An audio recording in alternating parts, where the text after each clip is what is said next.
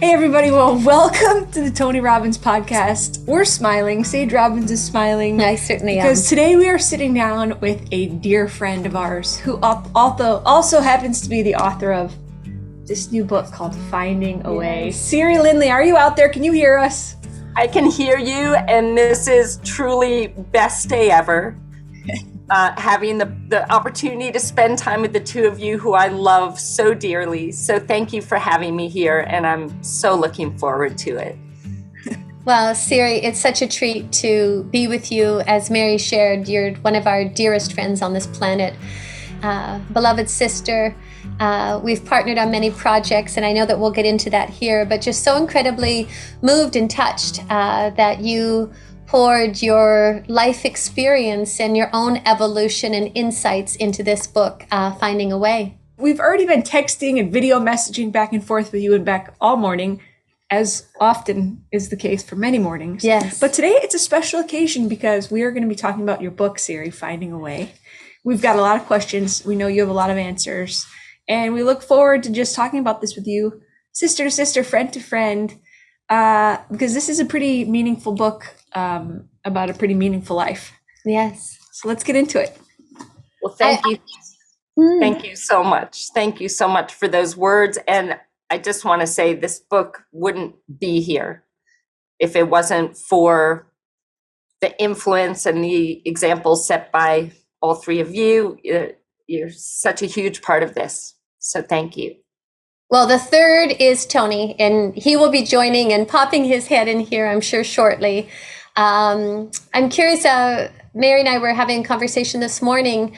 Why now, Siri? Why at this stage? Why, was Finding a Way and writing this?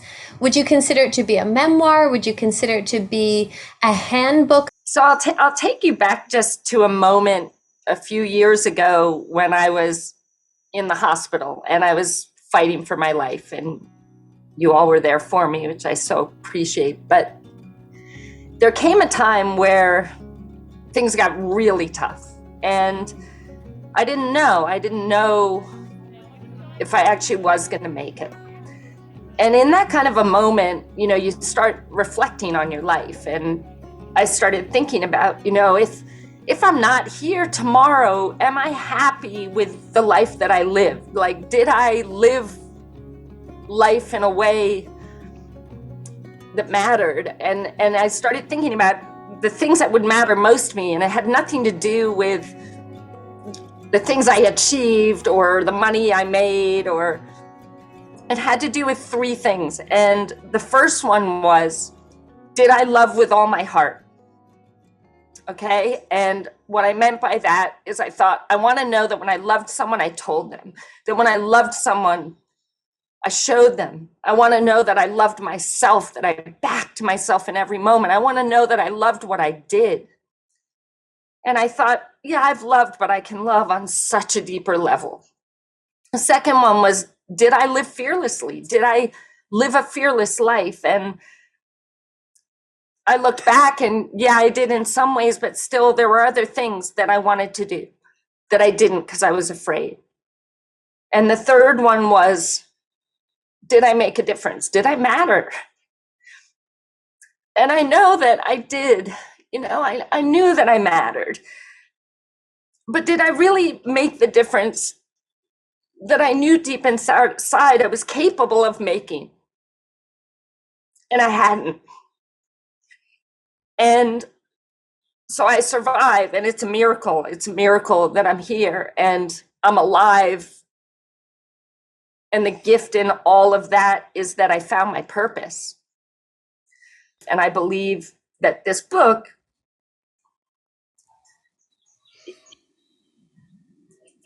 is my purpose. Between the front and the back cover, like, this is my purpose and this is why I'm here. And this matters so much to me. And that's why now. Sorry. Siri, I was up late last night reading this and early this morning. I'm embarrassed to say that I crammed it in there, but I did. And it's that easy to read, and your authenticity, and you could tell that this was written with a level of purpose and intention. And to answer your question, and I know Yes. Siri did, yes, there's an autobiographical element to it. Yes. And the stories are there to kind of offer examples. But I was more surprised, and I didn't know when you sent me this, my very own signed copy, thank you very much, that it was so much of like, that it had so many exercises. I would almost like, you could almost call this a workbook. And I know it looks like a hardcover, and it looks like it's going to be this memoir about this little cowboy here, our friend Siri Lindley. However, this is like a workbook complete with prompts and writing exercises that even if you're like, I'm not the kind of person that does the exercises in a book, your brain goes there because of the way that you've laid it out and the examples that you've given. And because you go first, the reader goes there with you. And I just feel so proud is the wrong word, Siri, but as your friend, I'm just like, yes, you crushed it. You nailed it. I love it. Thank you so much. And I think, sometimes we need someone that's going to go first. And we can all remember a time in our lives, even like jumping off a cliff into the water or something. And you're like, no, I'm too scared. But somebody else does it. And it's like, oh, okay. And this is my way of saying, let me get open and vulnerable. Let me show you how I was scared. Let me show you how I was, doubtful. Let me share my story so that you can see yourself in me. And then let me take your hand and let me just ask you a few of these questions, because maybe when you dig a little deeper into your own heart, your own mind, your own thoughts, you'll discover something too that's going to help you find a way through. That's a beautiful lens and notion. And possibly as a consideration, Mary, we were talking about your faith chapter and how you deepened your own connection to source. And maybe that's the universal hand that truly touches us and that you touched upon through your life's trajectory and throughout your own navigating of anxiety, throughout the fear of loss of your life. Maybe that's the ultimate hand. I'm projecting right now, and I don't even know that this is a question. You're spot on. You're spot on with that. I feel like faith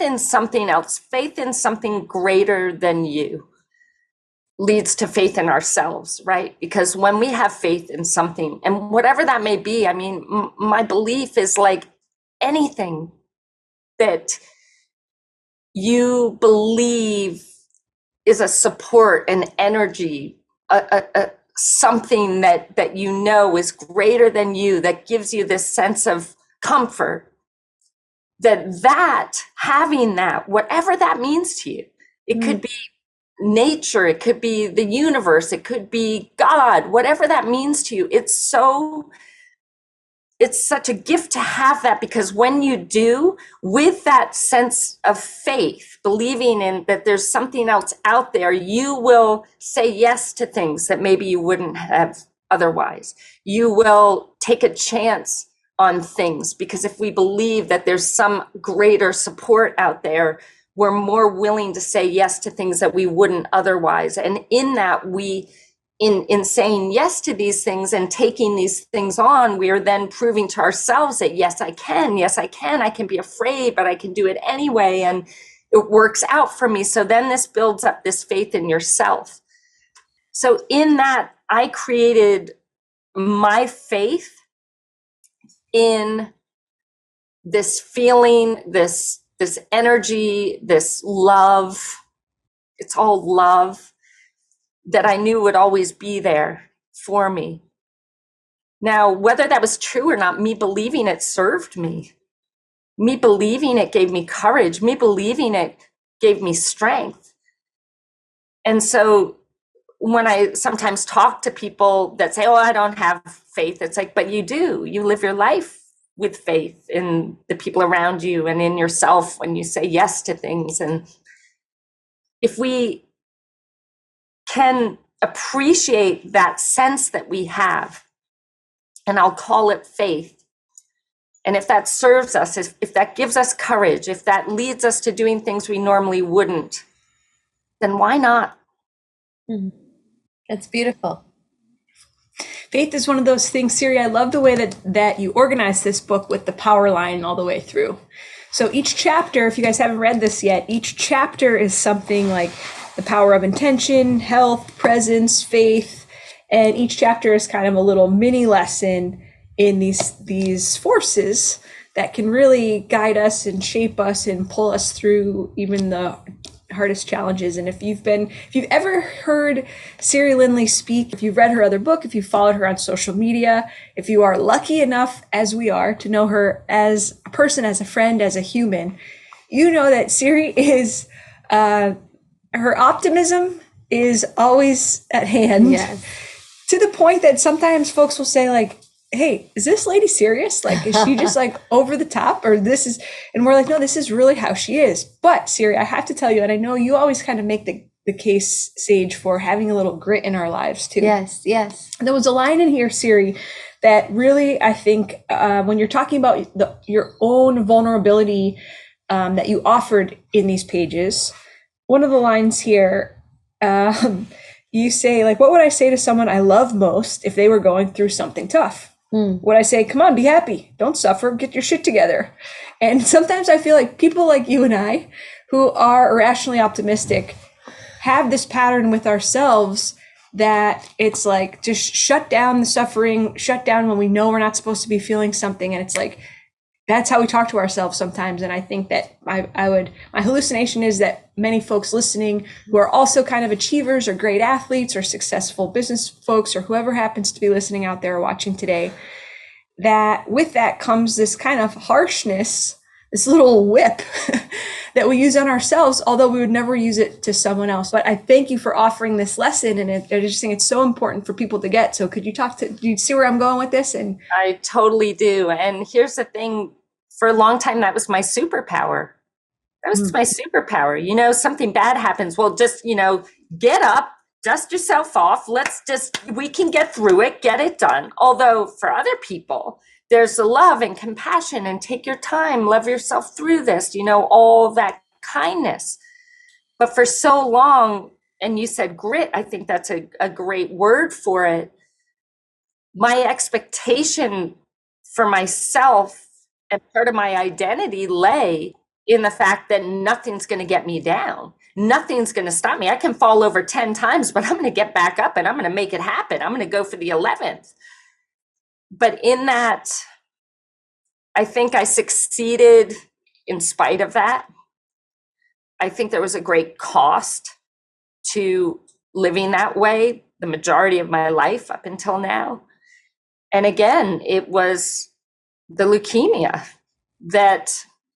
and it was Sage Robbins, who so many times, and in your own words, Sage, so beautifully expressed in it, there was like an acceptance of Siri, like, you need to heal right now.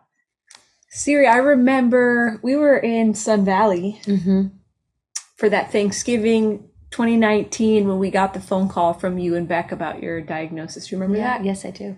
And I'm wondering, I remember I was kind of a third party in the conversation, but I do remember that Sage got on the phone with you. Yes. We didn't talk about that. We were going to talk about this in this podcast, but I wonder if either of you are willing to remember that phone call. And I know that it was Sage's intent right away to make sure that you loved yourself through this whole process and that you were about to witness parts of yourself that you maybe have never witnessed before. Would either one of you share what you remember about that fateful day?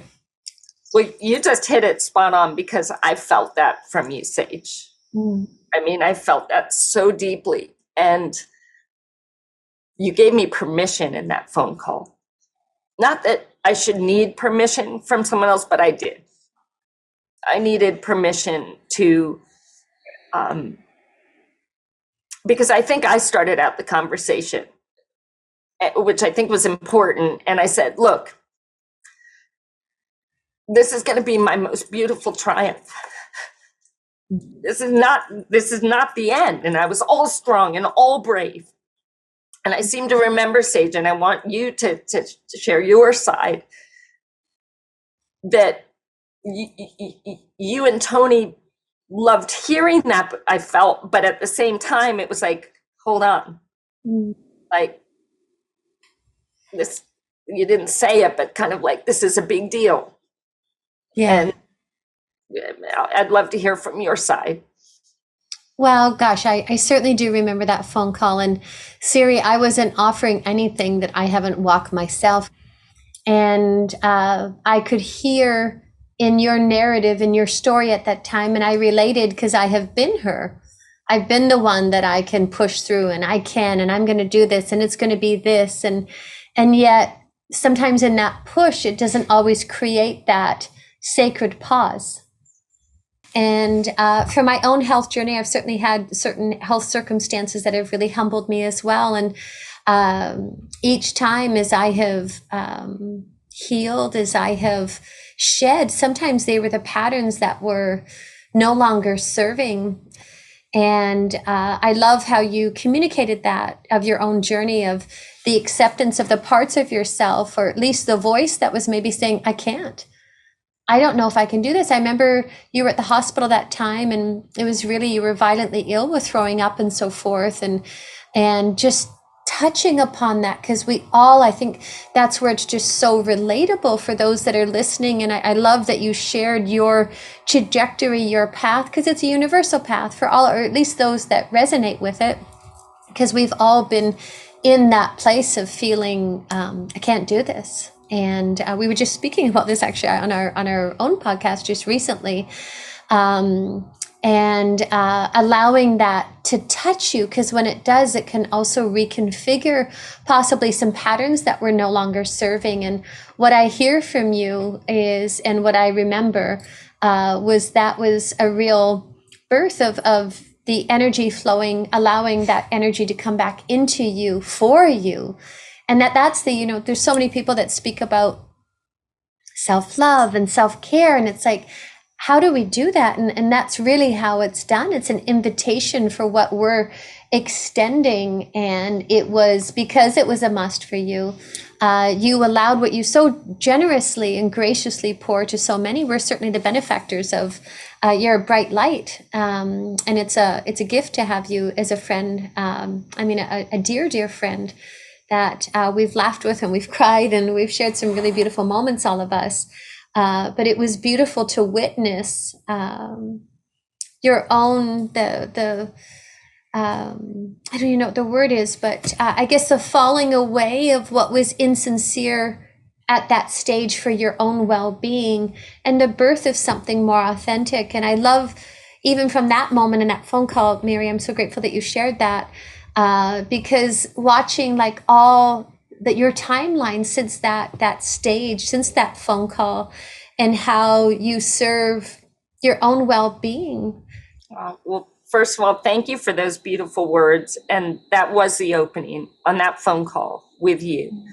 There was that opening. And like I said, it felt like suddenly I was giving myself permission. And I think up until I had always, even it's an inclination I kind of had to fight a little bit, was wanting to take care of my wife and my mom. Yeah. Here I'm the one that's like, stepping up to the biggest battle of her life. But my biggest concern was taking care of everyone else around me. I wanted to know that they were going to be okay. Yes. My identity for most of my life was, I'm a light, I'm a love, I give, I'm never a problem, and I am never a worry. And then I get given this diagnosis where basically, maybe a 5% chance, apparently. Of living. Of living. Yes.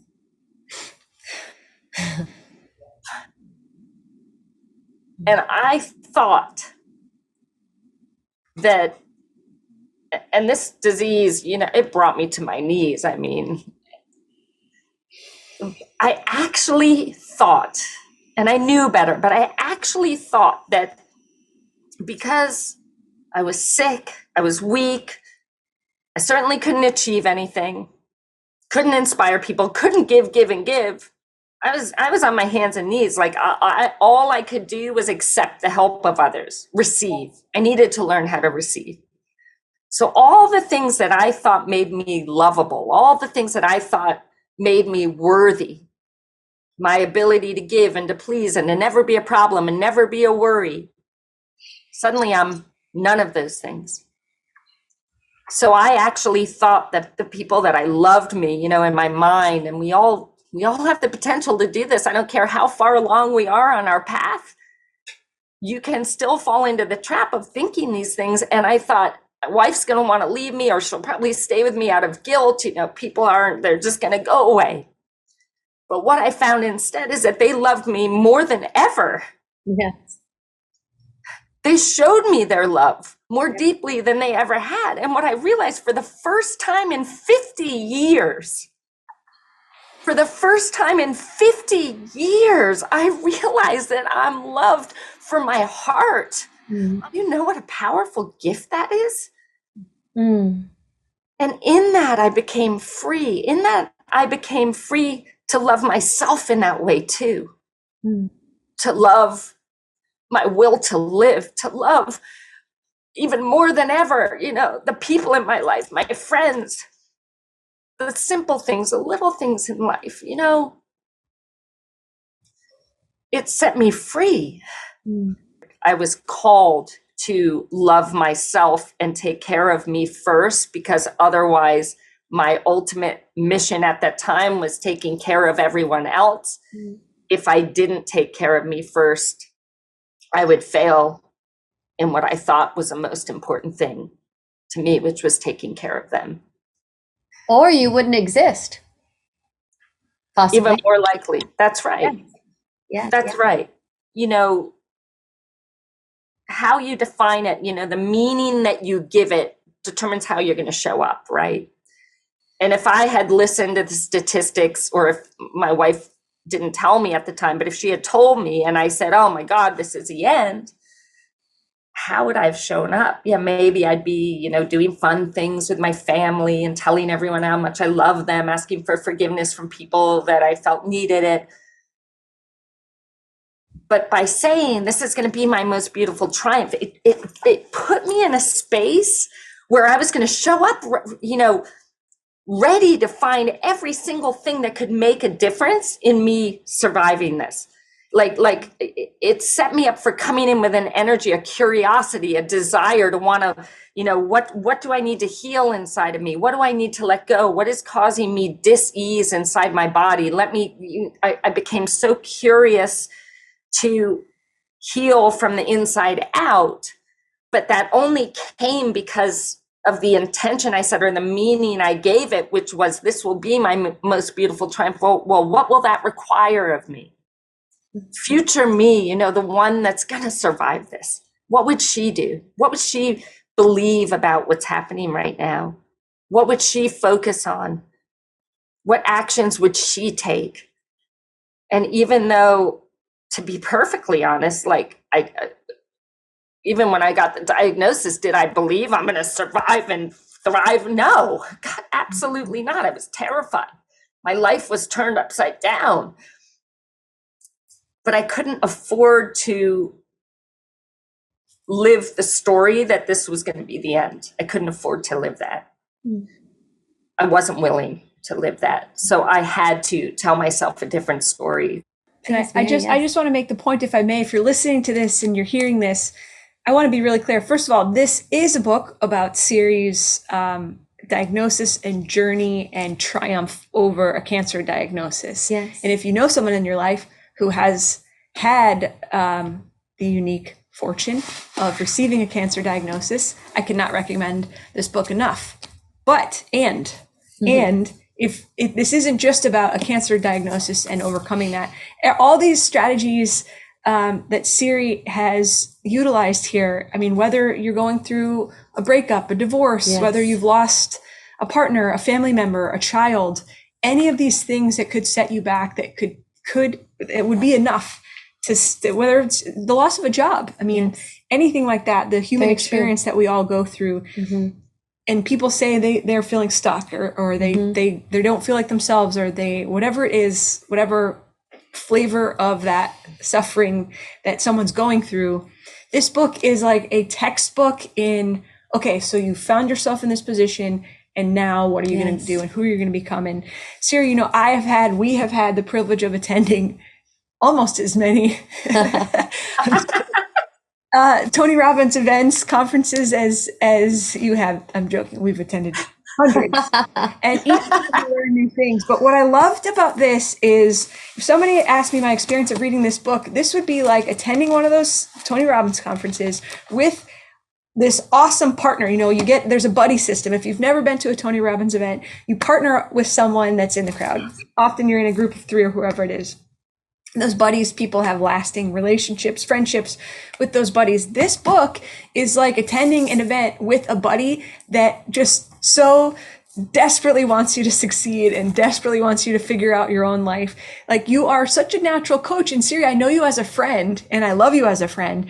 And reading this, I was like, I said to you this morning over coffee, I was like, she's such an awesome coach. She's like, and I've had great athletic coaches that I've loved in my life, but this truly, like, you say it from a place of how you employed it yourself and what I'm going to have to do if I'm going to make this work for me. And it feels like you're at someone's level and you're looking right at them. It's not condescending. It's not, you're not wagging a finger. It's like, look, you can do this, but here's what it's going to take. And you have a line in here also that says, sometimes, I wrote it down somewhere, sometimes it feels like a lot of responsibility.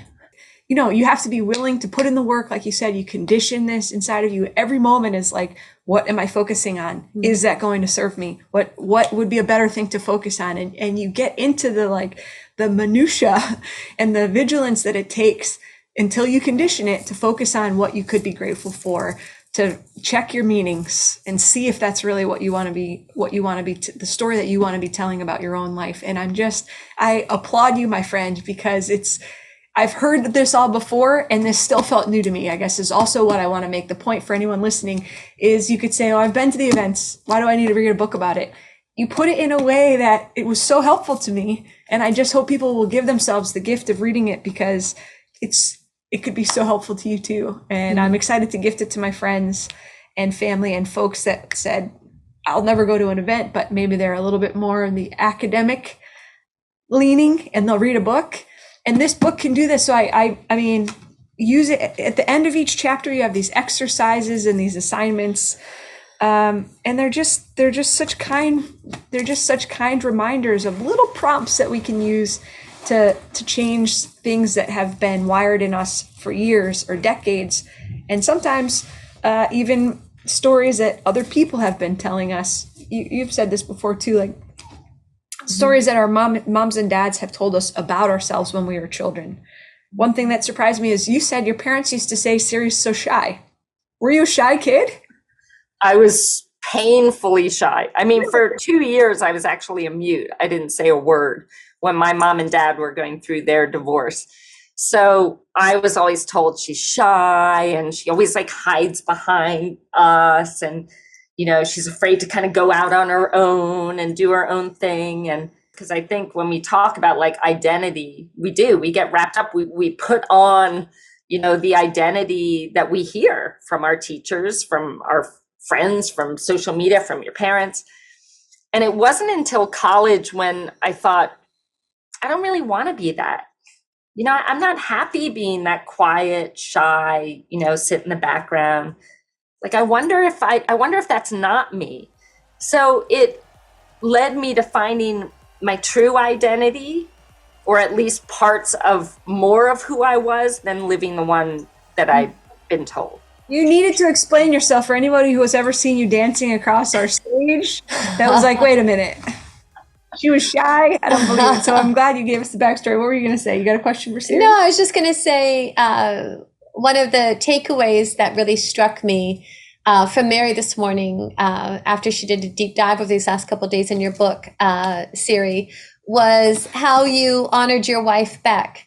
And, not only obviously that you love her so, but also just really seeing her own journey and including that lens when you wrote that book, because you saw her trajectory and shift from, the identity of being an athlete or triathloner and or triathlete, and sorry, however you say that, a triathlon, and all those different and the energy that took to hold that up, and then as life reconfigured and shifted, and just how you really shed light upon her as another example. Never mind the love of your life, and once again we know and beyond love, Beck. And so I was just moved to hear and to perceive how you conveyed not only your love, but how you perceive her. She's just, from the very beginning, it kind of made sense, but it didn't make sense. But there was just this knowing, again, like this faith that like this, I just know I don't want to live another day of my life without this woman in it. And in that, as we all know, we all evolve over time. So what brought us together, which was triathlon, ended up being something, and that's scary because we came together through triathlon. She was a professional triathlete. I was her coach. I know that probably doesn't sound very professional, but we fell in love. So when Beck and I got together, she was still racing professionally. And I had just been on the Tony Robbins podcast with you, Mary B, and Tony, peeing my pants on the other side because here's my greatest mentor. And it was this opportunity to say thank you. But after that, you all invited us to an event, to an Unleash the Power Within. And I just was like so excited. I couldn't believe I hadn't been to an event yet. I listened to everything, read everything, but I hadn't been to an event. And I remember saying to Beck, we're going to go to a Tony Robbins event. And she was very reluctant to join me. But she came, and I said, look, you can train all day. I'll be in the stadium or wherever we were, and you go train and just come like when you're ready. So day one, I'm in there like just loving every second. She shows up with a couple hours to go, and she's like, Day two, she trains a little less, shows up a little earlier. Day three, she's there like the majority of the day. Day four, she's like, this has changed my life. And the reason being is that at this point in time in her career, she'd been racing for like 20 years. And her body was breaking down. She wasn't enjoying it anymore. But her identity, her worthiness lay in being a professional triathlete. She was amazing, one of the best in the world, one of the fastest Ironman in the history.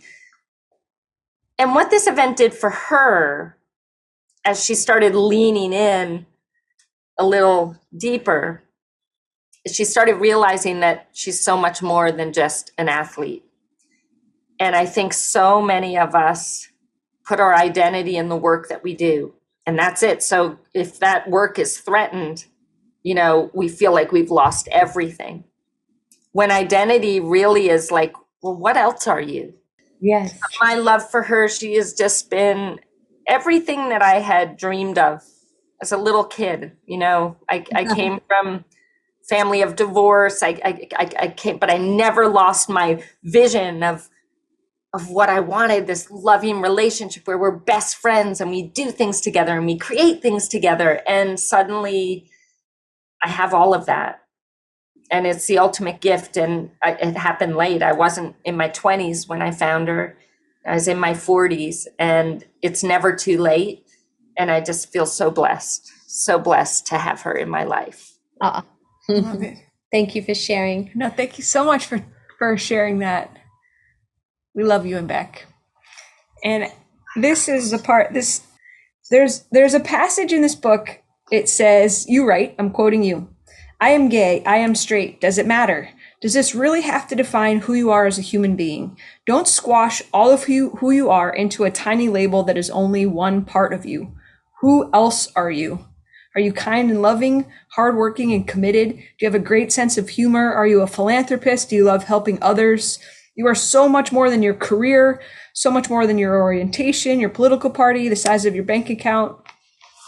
I love how you broke that down for so many reasons. And I love that about you. And I love that you are such a multifaceted, multidimensional being. I don't know. I just have this belief that does not define. I just want to be more than this one thing. And I think that we're so lucky to live at a time when then we could have this whole interview and that comes up only in the context of, tell me about the love that you share with the person that you share it with, and I honor you for that. And I would be remiss if I didn't acknowledge that one piece about you, because it's something that I do. I think it's part of the reason why we share the deep friendship that we do share. And I just love that you're just willing to just be everything and more. Well, thank you for that. And we all can do that. We all can choose that. I see a lot of professional athletes that struggle with retirement for that exact reason, that that's who they are. And they haven't become curious about what else they are. Like, what else are you? And what else can you do now? It's like, yes, you were a professional athlete and now you are going to step into this passion. So I think, for me in the beginning, I felt like being gay was a problem until I realized that nothing's a problem unless you label it as such. Like, I believe the story I wanted to live was that if I just am me, if I'm fearlessly, authentically me, that's where I can tap into my fullest potential. That's where I can create magic in my life. That's where I can find the love that I dream of. That's where I can find joy and fulfillment. So again, what story are you telling about who you are? And is that helping you take one step closer to everything you want? Or is a story that you tell about yourself taking you further away from everything that you want? Yeah, that's so true. Don't you feel that in the highest identity, it's like we're all children of God, and this is the person I love, and this is what I'm passionate about. This is what I'm curious about. This is what I'm interested in. This is when I felt like I could. This is what it looked like when I felt like it couldn't. And then it strips all those labels of whether it's an orientation or a preference even, because we're larger than that reality.